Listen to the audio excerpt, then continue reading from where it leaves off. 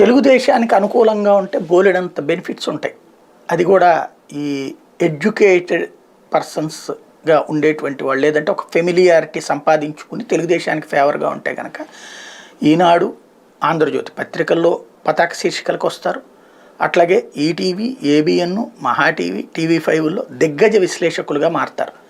Direct కండవా కప్పుకోకుండా Telugu Desam party రాష్ట్రాన్ని అద్భుతంగా చేయబోతోందని చెప్పుకొస్తారు. అదే సందర్భంలో అవతల ఉన్నటువంటిదంతా నాశనం అయిపోతుందని చెప్పుకొస్తారు. సాధారణంగా ఈ మధ్యకాలంలో చూస్తున్నాం కదా, మాజీ ఐఏఎస్లు వీళ్ళందరూ ఒక టీం, వీళ్ళతో సాగింది. గతంలో జగన్ వల్ల కాలేదు. జగన్కి ఒక ఇద్దరు ముగ్గురు, అజయ్ కల్లం, ఐవైఆర్ కృష్ణారావు, వాళ్ళిద్దరే మెయిన్ కీ రోల్ పోషించారు ఆ రోజున.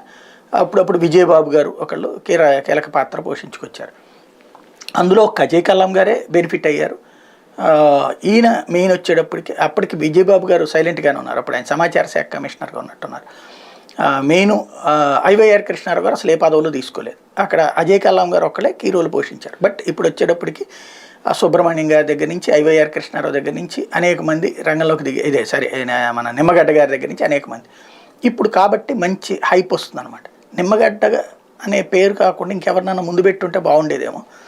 ఎందుకంటే ఇక్కడ ప్రధానమైనటువంటి సమస్య ఒకటి వస్తుంది. ఒకటి, మాజీ న్యాయమూర్తులు, మాజీ ఈ సమాచార శాఖలు, మన ఎన్నికల కమిషనర్లు, మాజీ చీఫ్ సెక్రటరీలు, మాజీ ప్రిన్సిపల్ సెక్రటరీ, వీళ్ళంతా ఇప్పుడు రాజకీయ జెండాలతోనే వెళ్తున్నారు. నిమ్మగడ్డ రమేష్ కుమార్ అధికారంలో ఉండి రాజకీయ జెండా దిగి రిటైర్ అయ్యాక వెళ్ళచ్చు. రాజకీయ జెండాలో వెళ్ళటం తప్పేమైంది? భావప్రకటన స్వాతంత్రం పక్కుంది, రాజకీయ స్వాతంత్రం కూడా ఉంటుంది కాబట్టి. కాకపోతే వీళ్ళు పదవిలో ఉండగా తెలుగుదేశం పార్టీకి పనిచేసి పెట్టి ఆ రోజున ఏంటి, ఓ పక్కన జగన్ పని అయిపోయింది అనుకుని పంచాయతీ ఎన్నికలు కరోనా టైంలోనే పెట్టించారు. అది ఇట్లా కరోనా కదా అంటే అబ్బాయి చూసారా జగన్ భయపడిపోతున్నాడని తెలుగుదేశం వాళ్ళు అనడానికి వీలుగా ఈయన స్టేట్మెంట్ల మీద స్టేట్మెంట్లు ఇచ్చారు. తీరా చూస్తే అక్కడ 80% గెలిచేసింది వైసీపీ. దాంతో కంగారు పడేసి సెకండ్ విడతకి టైం రెడీలో ఉంచుకుని కరెక్ట్ కావాలని ఆ టైంలో క్లోజ్ చేసేసారు. దాదాపు ఎన్ని నెలలు, ఏడాది దగ్గరగా. ఇంకా అది కూడా ఫస్ట్ విడత కరోనా వేవ్ తగ్గిపోయాక ఎన్నికలు పెట్టచ్చు. అప్పుడు పెట్టమంటే పెట్టల. ఎందుకని? అప్పుడు ప్రభుత్వానికి మంచి పేరు వచ్చింది, హాస్పిటల్ ఇవన్నీ ఏర్పాటు చేయడం. మళ్ళీ రెండవ వేవ్ వచ్చినటువంటి సందర్భంలో ఆక్సిజన్ కొరత దేశవ్యాప్తంగా వచ్చి ఆ ఇబ్బంది ఆంధ్రాకు కూడా వచ్చింది. ఆ టైంలో ఎలక్షన్స్ పెట్టారు కావాలని, కరోనా ఉన్న టైంలోనే. అది సెటరేట్ అవుతున్నటువంటి సందర్భంలోనే పెట్టేశారు. తద్వారా మైనస్ అవుద్ది అనుకున్నారు. కానీ ఆయన దురదృష్టవశాత్తు అవ్వలేదు.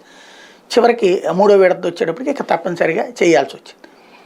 ఆయన కోరుకున్నటువంటిది అంత గ్యాప్తో తెలుగుదేశం పుంజేసుకుంది, తర్వాత వైసీపీ పని అయిపోయింది అనుకున్నారు. అవ్వలేదు. ఆయన తనకున్నటువంటి అధికారాన్ని దుర్వినియోగం చేశారు. ఆ రోజున రకరకాలైనటువంటి ప్రచారాలు చేసుకొచ్చారు. ఆయనే చేసుకొచ్చి చివరికి మాత్రం ప్రభుత్వం బాగా సహకరించిందని కబుర్లు చెప్పేసుకుని రిటైర్ అయిపోయారు. ఆయన దించడానికి జగన్ సర్కార్ చేసిన ప్రయత్నాలు అంతా ఓపెన్ సీక్రెటే, కథంతా నడిచింది. ఇప్పుడు ఆయన రోజు మొన్నటిదాకా రఘురామకృష్ణరాజుకి మంచి పబ్లిసిటీ ఇచ్చి, అంతకుముందు సబ్బం హరికి పబ్లిసిటీ ఇచ్చి, ఇట్లాగంటే దిగ్గజ విశ్లేషకులుగా మారుతూ ఉంటారు. ఇకపోయినా నిమ్మగడ్డని దిగ్గజ విశ్లేషకుడిగా పెట్టుకోవచ్చు అనుకుంటాను. ఇటు 6గురికి ఒకటి ఉపయోగపడతారు అనుకుంటాను.